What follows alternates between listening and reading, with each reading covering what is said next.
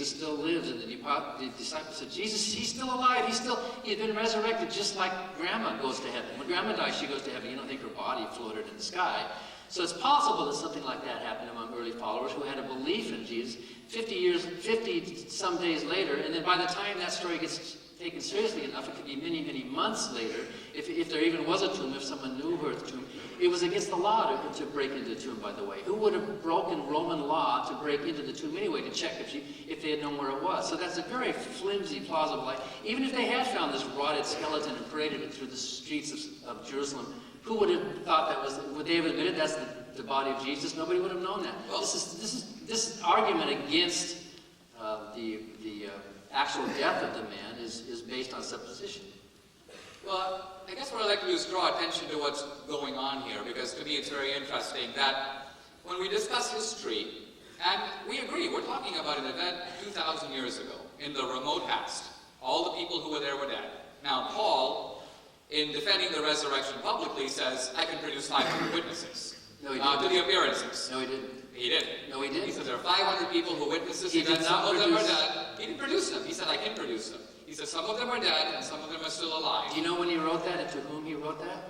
That doesn't really matter to my point. It sure does matter. No, it doesn't. The point is, I'm saying that the event, we can't rely on that evidence because it's 2,000 years later. I admit that. But I'm saying that when we examine events in history, Alexander the Great, do you believe there was an Alexander the Great? Let me respond to your question. Yes or no? Paul wrote 1 Corinthians at least 15 years after the event supposedly happened. At least 15 years. At least 15 years. Okay. To a group of people who were at least 1,500 miles away. Most of them would never have known anybody. He throws out this suspiciously round number of 500 to these people that if you were to travel to Corinth to get the letter that he wrote, there's no way any of them would have been able to check it to know that. He was exaggerating. These appearances that he talks about, where were the 500 people? Why did no one else? Why didn't they tell of that story? Why was it only the close believers who saw this thing? If there were truly 500 You're rebutting an argument I never made. My point isn't that I'm producing the 500. My point was simply that the evidence that Paul appealed to is unavailable to us, so it's irrelevant to our debate. The point I'm trying to make is you accept every other fact of history based on an evidence vastly flimsy. No, I don't. Okay, well, was Alexander the Great a real person or not? I would give Alexander the Great a very, very high probability because of their artifacts. There's monuments to him. There's things that happened. There are legends. You can check. There's some legends. At this point, I'll have to let Dr. Barker question Dr. D'Souza, so you can continue on this path. But there are legends that Alexander the Great became a god and ascended to heaven too after death. So what is your historical source for believing in Alexander the Great? Greek stories and history, Greek Roman stories. So based on Greek stories, you're okay with it. But based on Jewish stories, you're not okay with the New Testament. I'm saying that... You like the Greek stories better. I'm saying that because we see so much evidence of contradictions within the resurrection accounts, the gospel writers can't even get their story straight. What time of day it happened, how many women were at the tomb, what was the message at the tomb, where was the first appearance. Some put the first appearance in Jerusalem, others put it up in Galilee, which was 60 miles away. Did they gallop their horses all the way up there to come back? What was the message at the tomb?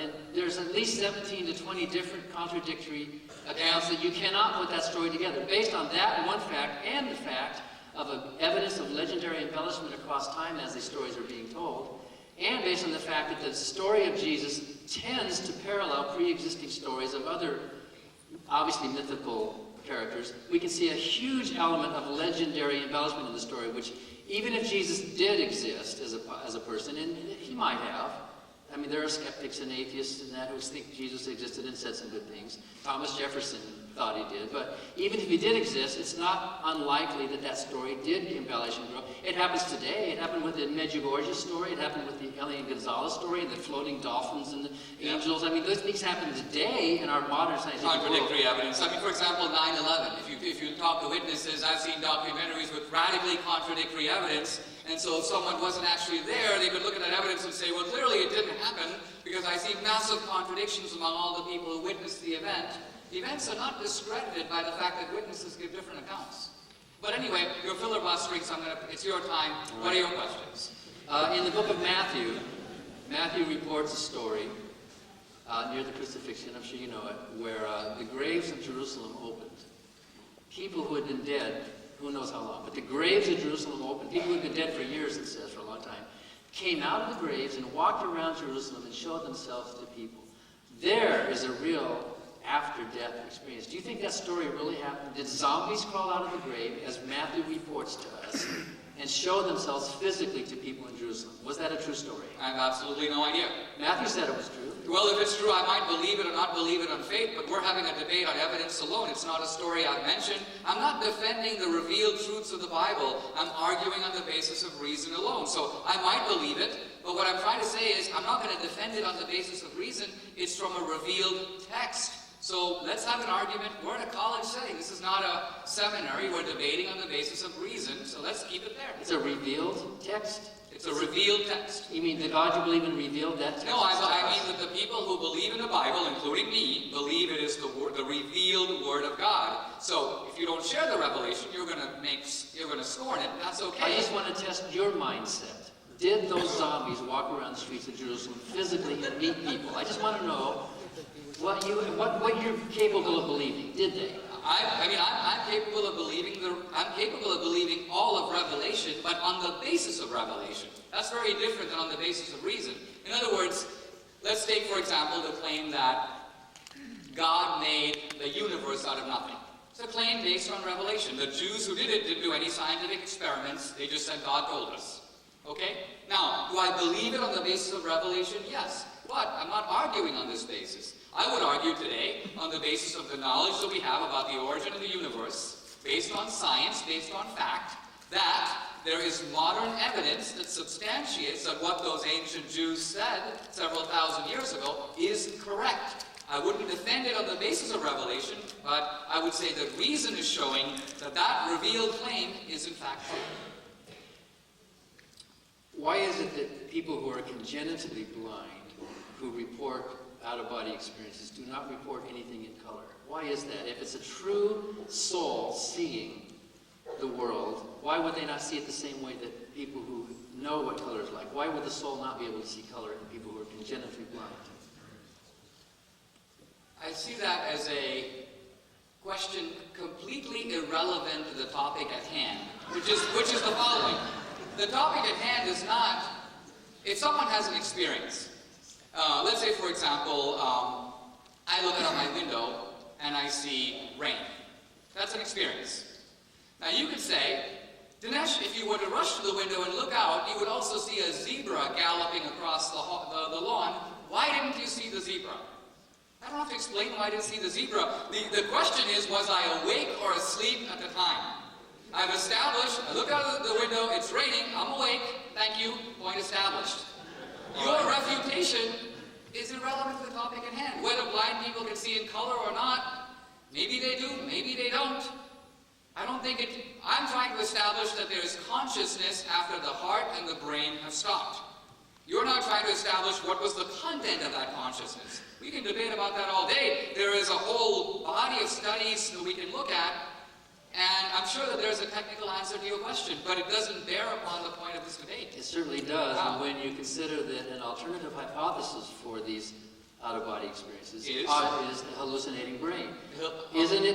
Aren't these evidences that I gave, these stories that people gave, don't they fit the hypothesis that the benign brain is hallucinating? No. Superman, Dracula, Elvis Presley, blue trains, and is it a centaur with wings or is it a blue train? Obviously, these are images in a brain that are being constructed by an individual that we would most normally call hallucinations. Yes. Isn't that true? I'm asking you, it doesn't fit hallucination as I know. Okay, if you are giving an accurate account of near-death experiences, your point would in fact be completely right. One guy sees a butterfly, another guy sees Elvis. This is a complete misstatement of what the near-death experiences are. Here's the point that you need to defend, and you're sort of dodging it. It would be like this. A bunch of guys are on a raft in the water. Their ship has been shipwrecked. And one guy says, hey, there's a boat right there. Now, he could be hallucinating. But if every other guy on the raft looks and they see the boat also, it's time to start yelling for help. But Now, one aren't guy you could be aware- tired, one guy could be seeing things double, another guy could be sick and delirious, but the fact that you've got 100 guys on a raft and they see a boat is significant. You have to explain, why do they see a boat? Now, you're not doing that. You're pretending like the data shows none of them saw the boat, one guy saw his grandmother, another guy saw you. That is not the fact of the matter.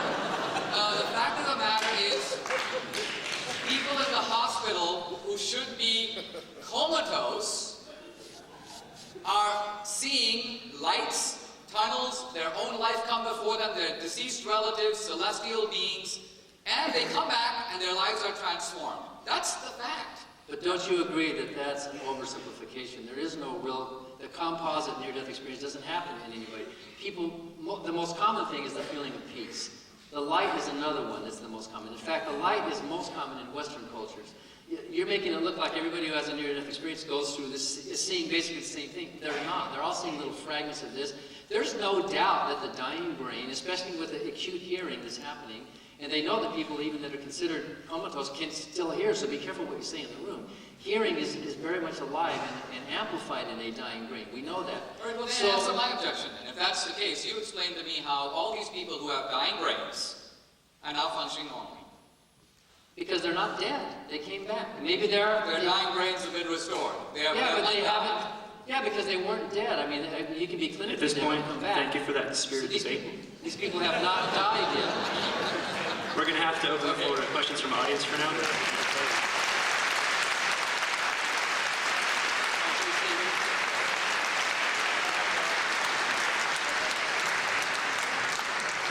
So we will now begin the question and answer segment of the debate. You are welcome to come forward to ask questions to our speakers, but please adhere to what I request. First of all, take time to carefully frame your question. Often writing it down helps. If you have a question for Mr. D'Souza, go to the floor microphone on the left aisle. And if you have a question for Mr. Barker, go to the floor microphone on the right aisle. You may address your question to one or both speakers, but again, please make it short and to the point. Do not offer your own opinion, or deliver a speech, or talk about a personal experience, or argue with the speaker, as this is the time for the scholars to speak and you to ask questions. Appropriately, follow-up questions and rebuttals will not be permitted. So please, the microphones are at front, and I will call on you to ask the questions. It's going to be on a first-come, first-served basis.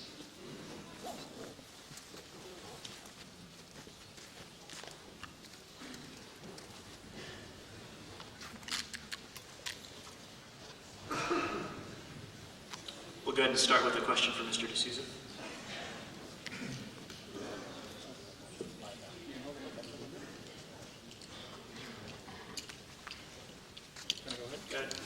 Yeah, I just want to ask Mr. D'Souza a question. So the arguments you make, I think, would carry an awful lot more weight if the human brain wasn't so complicated. What makes what you say so difficult to accept is the fact that the human brain is the most complicated thing I know of. And it took billions of years of gradual incremental change to become so complicated. And so it seems to me that not only is it necessary for consciousness, it's also sufficient for consciousness. What you seem to be claiming is that it's completely unnecessary for consciousness, that without a brain I can still be conscious. And that would carry out more weight if my brain was trivial, if it was a piece of dust or something that had all the complexification. But what you're claiming is that your creator made my brain incredibly complicated to do all of the amazing things it does. Why did he bother? If this complexification is not required, then why bother doing that? Why not just make my brain trivial? Then I'd really have a mystery on my hands, and I'd really have to take what you're saying very seriously. Question is that the brain is extremely complex organism, and therefore no